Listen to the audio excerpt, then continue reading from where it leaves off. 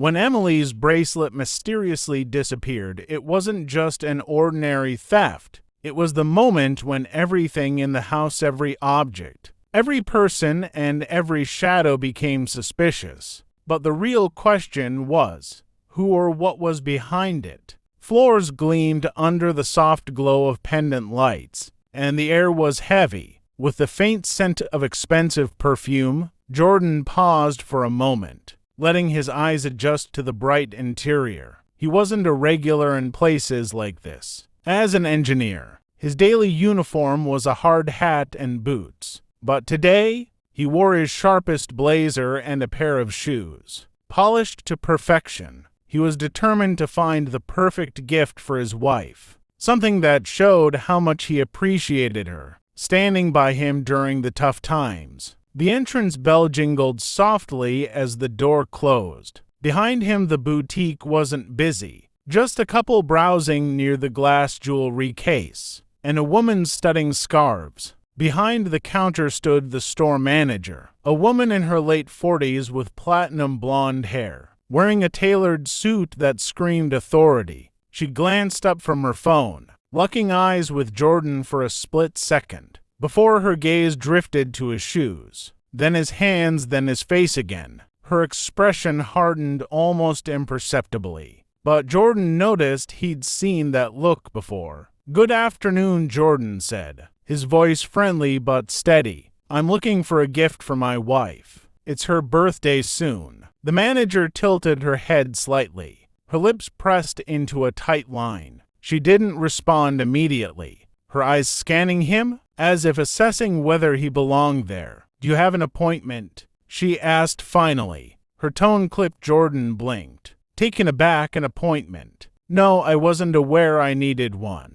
Her eyebrows arched slightly, her tone now more patronizing than before. "We typically work with clients by appointment. It's more efficient that way." Jordan kept his composure, though the words stung. "I see well. I won't take much of your time. I just wanted to browse for something special." She hesitated, then gestured vaguely toward the far end of the store. "Fine, but we're a high-end boutique. Prices might not be what you're used to." Jordan felt the words like a slap. He took a deep breath, his hands tightening slightly, before he forced them to relax. "I'm aware, thank you," he replied, keeping his tone steady. As he moved toward the jewelry case, he could feel her watching him. Her presence was like a shadow, hovering just out of reach, but impossible to ignore. The couple by the jewelry case glanced at him briefly, exchanging a look he couldn't quite decipher. Before returning to their browsing,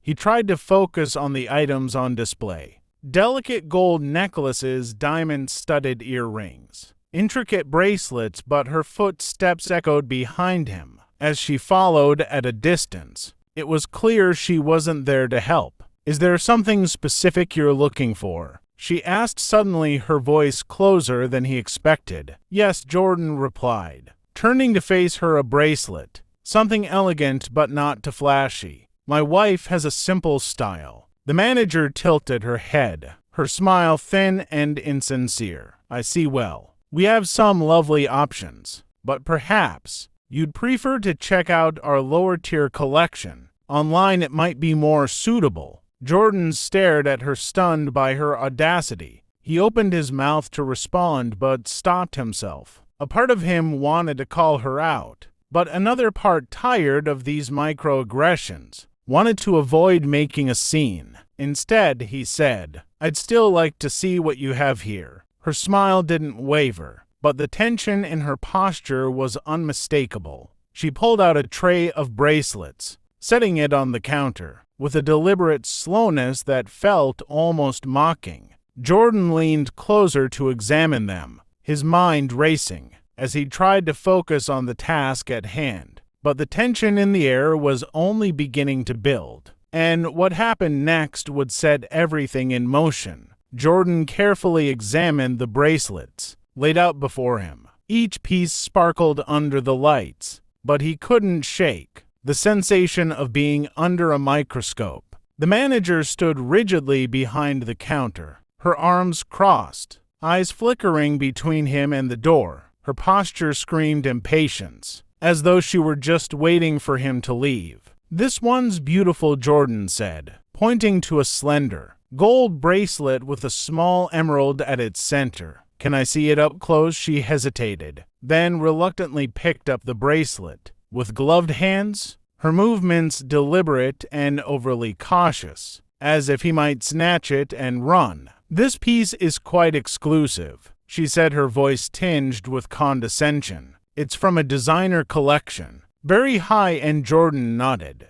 "That's fine. May I hold it?" Another pause. Her fingers hovered over the bracelet for a moment, before she finally handed it to him. Jordan turned it over gently, admiring the craftsmanship. He imagined it on his wife's wrist, the way her face would light up when she saw it. The thought brought a small smile to his face, but the manager's sharp tone snapped him out of his thoughts. "Are you sure this is in your price range?" Jordan's heart sank, though he didn't let it show. "I'll let you know once I decide," he replied evenly, placing the bracelet back on the counter. His calm response seemed to irritate her even more. "You know," she said, leaning in slightly, "we don't usually allow people to browse for too long. It disrupts the flow for our regular clients." Jordan straightened, meeting her gaze. "I wasn't aware my presence was disruptive. I'm just here to shop like anyone else." The manager's smile thinned further, her voice dropping, as if to make sure no one else could hear. "It's not personal, sir. It's just policy." Jordan took a slow breath. Trying to stay composed, he glanced around the store, noting how the other customers were left alone to browse at their leisure. No policy was being enforced on them. Before he could respond, the manager's voice rose slightly. "Actually, I think we're going to have to ask you to leave. I don't think we have anything suitable for you." The words hit him like a slap. He felt the heat rising in his chest, the humiliation creeping into his thoughts. "I haven't done anything wrong," Jordan said firmly. "I'm just shopping for my wife." "Is there a problem?" The manager's tone grew icy. "Sir, I don't want to escalate this, but if you don't leave now, I'll have to call security." Jordan's pulse quickened,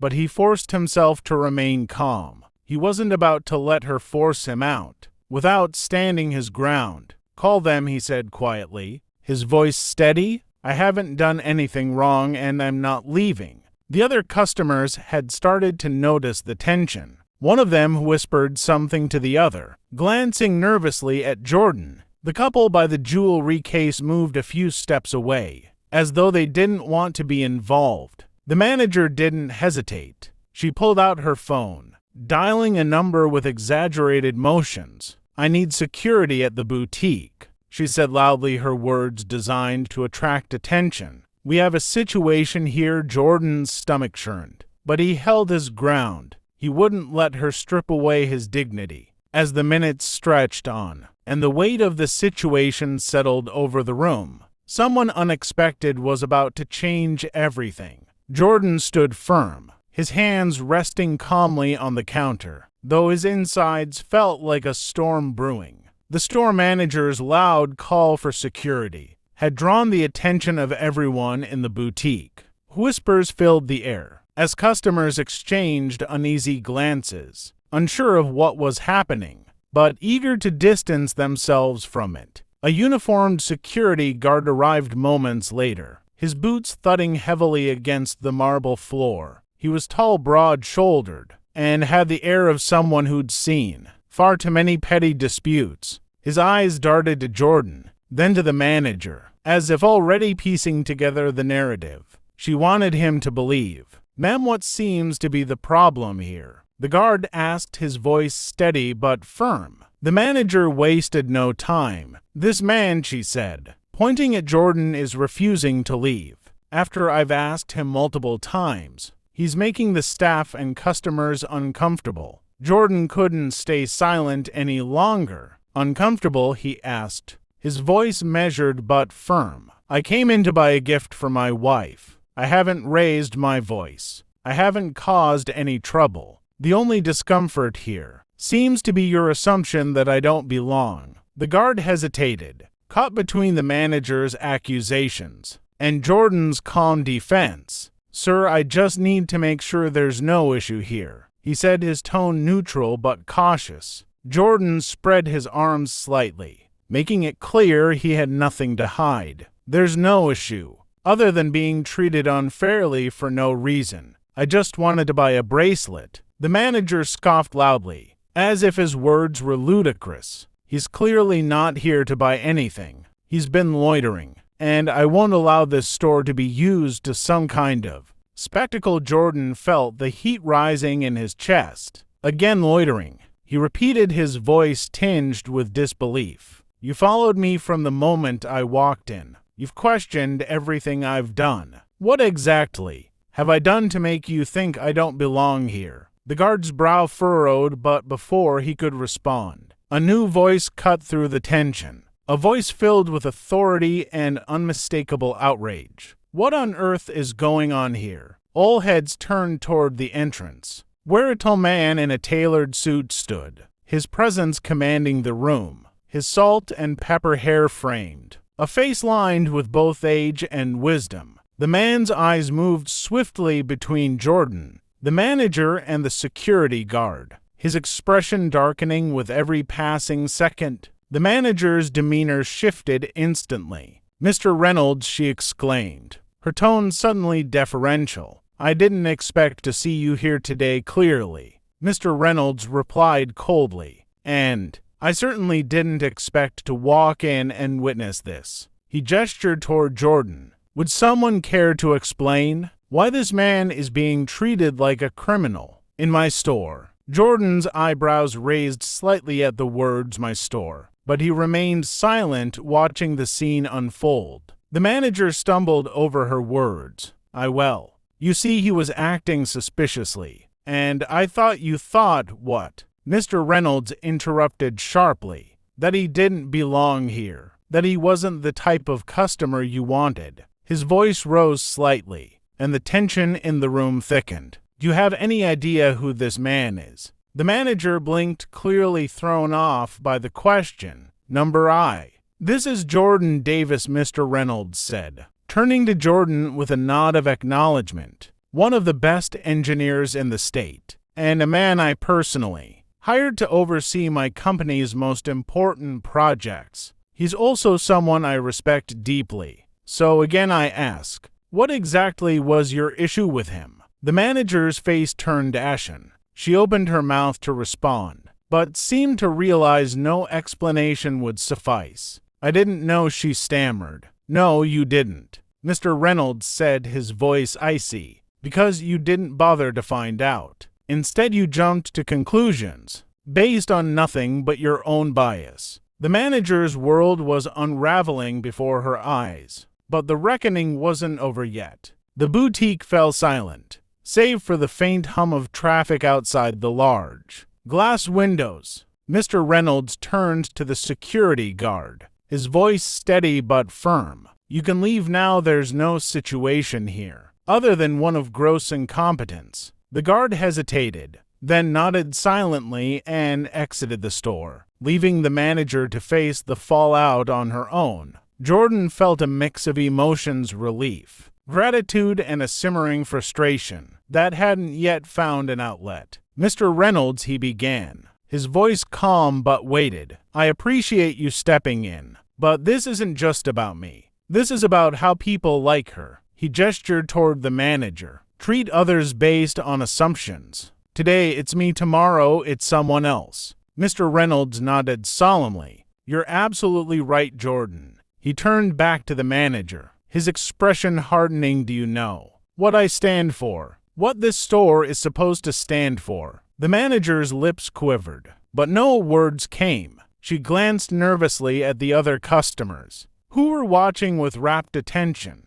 This boutique was founded to be a space of inclusion and elegance for everyone. Mr. Reynolds continued, "I invested in it because I believed in that vision. But what you've done today is the exact opposite of what we represent. You've reduced this place to a stage for your prejudice." The words hit like a gavel. Final and irrevocable. The manager tried to interject, her voice barely above a whisper. "I didn't mean don't," Mr. Reynolds interrupted sharply. "Don't insult my intelligence or Jordan's dignity by pretending this was anything but what it clearly was." The couple who had been browsing earlier whispered to each other, then left quietly, as if realizing they were witnesses to something far bigger than a shopping trip. The remaining customer, a woman still clutching a silk scarf, stood frozen, her expression a mix of shock and discomfort. Mr. Reynolds stepped forward, his voice steady but piercing. "Effective immediately, you're relieved of your position. Your actions today are inexcusable, and I won't allow this store to be represented by someone who lacks basic respect for others." The manager's eyes widened, her mouth opening and closing like a fish out of water. "Mr. Reynolds, please. I've been here for 10 years. I didn't mean to 10 years. And this is how you treat people," he interrupted, shaking his head. "That makes it even worse. Pack your things and leave. I'll have HR follow up with you tomorrow." Her face turned pale as the reality of the situation sank in. She glanced at Jordan, then back at Mr. Reynolds, before turning on her heel and retreating to the back of the store. The storm had passed, but what came next would leave everyone with something to think about. As the door to the back room closed behind the former manager, a heavy silence lingered in the boutique. Mr. Reynolds exhaled deeply and turned his attention to Jordan. His expression softened, and for the first time since stepping into the confrontation, he looked genuinely apologetic. "Jordan," he said, his tone measured but sincere, "I can't erase what just happened, but I want you to know that this is not how I run my businesses, and I deeply regret that you had to experience this here of all places." Jordan nodded, his face calm, but his voice steady. "Thank you for stepping in. But this isn't just about today. These moments happen far too often, and it's exhausting. I appreciate what you've done, but there's still work to be done here and beyond." Mr. Reynolds nodded solemnly. "You're right, this incident is a wake-up call, and I intend to address it immediately. I'll start by ensuring my staff receives proper training on inclusivity and respect. This store, and every business I own, must be a space where everyone feels welcome." He gestured toward the jewelry counter. "Now let's make this right. Please choose something for your wife, and don't worry about the cost. It's my way of saying I'm sorry for what happened here today." Jordan hesitated for a moment, his pride conflicting with his gratitude. But as he looked at Mr. Reynolds, he saw genuine remorse in the man's eyes. "Thank you," Jordan said finally. "I appreciate the gesture." The other customers, who had been watching the scene unfold, now began to speak among themselves. One woman approached Jordan timidly. "I'm sorry for what you went through," she said, her voice soft but earnest. "It wasn't right." Jordan smiled faintly, nodding. "Thank you, it means a lot to hear that." The boutique felt different now, less tense, more open. The weight of the earlier confrontation was still there, but it was balanced by a growing sense of justice and resolution. Mr. Reynolds walked to the counter and picked up the slender gold bracelet with the emerald that Jordan had admired earlier. "Is this the one you were looking at?" he asked. Jordan nodded. "It's perfect. She'll love it." "Good," Mr. Reynolds said with a small smile. "Then it's yours." As the transaction was completed, the remaining customer approached Mr. Reynolds. "What you did today," she said, "was brave. I hope more people in your position start to take a stand like that." Mr. Reynolds nodded. "It's the least I could do. But bravery would have been addressing this before it ever reached this point. I have a lot to reflect on." While the bracelet found its way into Jordan's hands, the ripple effect of the day's events was only beginning to unfold. As Jordan exited the boutique, the gold bracelet carefully tucked inside a sleek black box, the crisp air outside felt lighter, almost like a fresh start. He paused on the sidewalk for a moment, taking a deep breath to process everything that had just transpired. It wasn't the gift he had planned on buying his wife that stuck with him, but the reminder of the uphill battle he and so many others still faced every day. Inside the store, Mr. Reynolds wasn't done. He called his assistant, who quickly arrived. Clipboard in hand, effective immediately. Mr. Reynolds instructed, "I want a full staff meeting scheduled. Every employee in this store will undergo comprehensive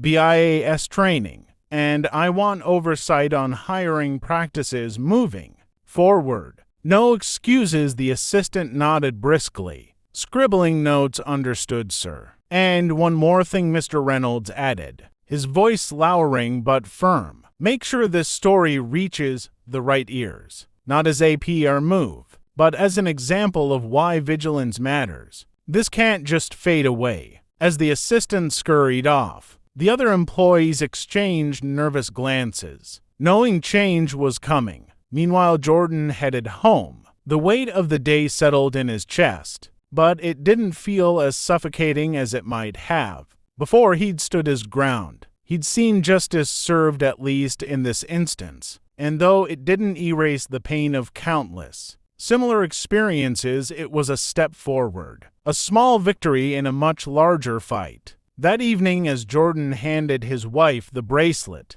her face lit up with joy. She held it to her wrist, admiring its delicate beauty. "It's perfect," she said, pulling him into a hug, but she could sense there was more to his expression than just the satisfaction of giving her a gift. "Is everything okay?" she asked. Jordan hesitated, then nodded. "It will be," he replied. One day across town, Mr. Reynolds sat in his office, replaying the events of the day in his mind. He thought of Jordan's calm defiance, the manager's thinly veiled prejudice, and the customers who had quietly slipped away rather than intervene. It wasn't enough to fix this one incident. He realized he had a responsibility to do more. He picked up his phone and began drafting an open letter, one that acknowledged the systemic biases that allowed incidents like today to happen, and committed to actionable change. It wasn't just about saving face. It was about ensuring that his businesses, LED by example, what started as a humiliating moment, became a catalyst for reflection, accountability, and hopefully a better future. The next day, the boutique made headlines, not for its luxurious offerings, but for the incident that had unfolded within its pristine walls. Mr. Reynolds' open letter went viral, striking a chord with people across the country. In it, he detailed the events, condemned the discriminatory behavior, and outlined the steps his company would take to prevent such incidents in the future. The letter didn't sugarcoat anything. It was honest, raw, and unapologetic in its commitment to change. Jordan read the letter from his desk. During his lunch break, it was a small but meaningful acknowledgement of what he and so many others had endured. For once, it felt like someone in a position of power wasn't just brushing things under the rug. The story sparked a larger conversation, online and in communities.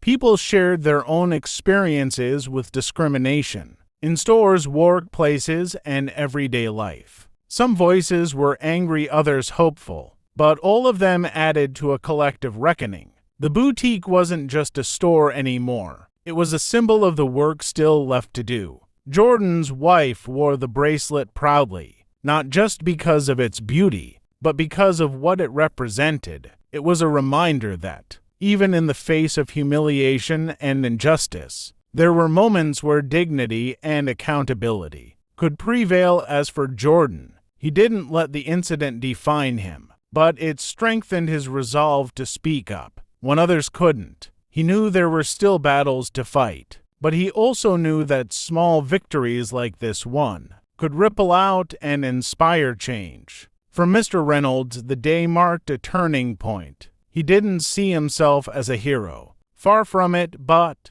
he recognized that privilege came with responsibility, and he vowed to use his platform to create a space where everyone, regardless of their background, felt respected. Prejudice, whether overt or subtle, leaves scars, but standing up against it, even in small everyday moments, can be a step toward a world where dignity and respect aren't privileges, but rights. It takes courage, accountability, and the willingness to learn from mistakes. To drive real change stories like Jordan's, remind us of the importance of speaking up and holding people accountable for their actions. If you want to uncover what happens next in Emily's terrifying journey, don't forget to like, share, and subscribe to stay tuned for the chilling conclusion.